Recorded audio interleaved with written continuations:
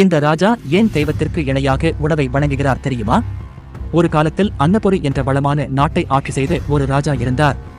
அவரிடம் செல்வமும் சிறந்த போர் படை இருந்தாலும் அவரின் பெருமை அவர் உணவுக்கு கொடுத்த மரியாதைதான். ராஜா தினமும் உணவருந்துவதற்கு முன் அரண்மனை சமையல்காரரிடம் ஒரே கேள்வி கேட்பார். இன்று இந்த உணவுக்காக உழைத்தவர் யார்? சமையல்காரர் சொல்வார், அரசே, இந்த அரிசியை விதைத்ததும் நீரூட்டியதும் அறுவடை செய்ததும் வேர்வை சிந்தி உழைத்ததும் விவசாயி என்றார். அதை கேட்டவுடன் ராஜா அந்த விவசாயியை அழைத்து வந்து மரியாதை செலுத்தினார். விளைவித்த நெல்லை எடுத்து வந்து அவர் வணங்கும் தெய்வத்திற்கு இணையாக வைத்து வணங்க ஆரம்பித்தார். ஒருநாள் வெளிநாட்டு அரசன் ஒருவர் வந்து, நீங்கள் ஏன் உணவுக்கு இவ்வளவு மரியாதை தருகிறீர்கள் என்று கேட்டார். அதற்கு ராஜா சிரித்தபடி சொன்னார், சிம்மாசனத்தை காக்க வாழ் போதும், ஆனால் மக்களின் உயிர் காக்க உணவுதான் வேண்டும். உணவை மதிக்காத ராஜா மக்களை மதிக்க மாட்டான் என்றார். அதன் பிறகு அந்த நாட்டில் விவசாயிகள் மகிழ்ச்சியுடன் இருந்தனர். நாட்டு மக்கள் உணவு பஞ்சம் இன்றி மகிழ்ச்சியுடன் வாழ்ந்து வந்தனர்.